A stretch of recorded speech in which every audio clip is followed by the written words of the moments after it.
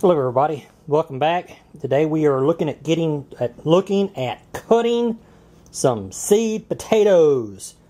You see these little eyes? Well, that's what we're going after. We're just going to take that and cut a chunk off of it. Like that right there, cut that chunk off. Cut these and divide them up.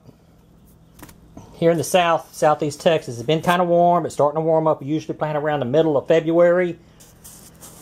Well, we've had a very harsh winter this year for southeast Texas, so we're going to postpone planting 2 weeks.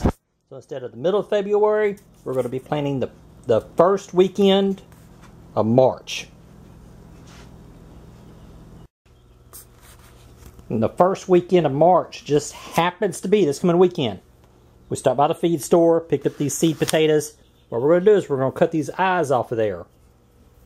Let them dry until Saturday, and then plant them, fertilize the field, and plant them Saturday. Alright, so what happens whenever you cut that eye off? How does a potato grow? Why can't you just use regular potatoes you buy from the store? Well, regular potatoes you buy from the store are sprayed with some type of chemical to stop them from sprouting eyes like these. If you take and you get a potato from the store that has sprouted eyes, like that right there, like that right there, as an experiment, if you want to do it, just plant it. Or put it in like some water. We've got this like a cookie sheet here. And what will happen, they will start growing. See, that's the shoot that will be coming up out of the ground. There's the roots, and I'm going to plant these. We've had these in the water now for, let's say, a week or so. And that's what they start. That's if this was buried in the ground, this is what you would be seeing from that little eye, like right there. So you cut that off, plant it. A few weeks later, you get this going on underneath the ground. So what we need to do is we need to cut these eyes, so whenever we put them down inside the ground, these eyes will be pointing up. So like we could take that and cut that one, and see that eye right there? We'll just put that down. And what we're going to do is we're going to take that eye, that cutting, and we're just going to place it over here on the paper and just let it start drying. Like that one right there. Ow! I knew I was going to do that.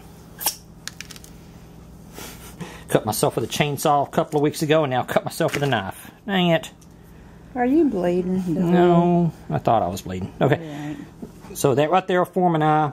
So we're going to take and lay that over there, up, and then we'll just plant that one right there. See that eye? We'll just plant that also. So there. We got 3 seeds out of that one potato. Same thing there. We'll take that, lay it in there, inside the ground after we work it up.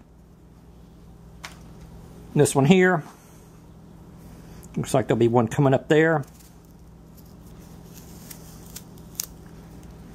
So we'll take that, put it down on the ground, let that come up. We're just kind of turning them up, and then I'll just plant that whole one right there. We've got a there and there. Some of these bigger ones we should be able to get more out of. Like that right there. Plant that up.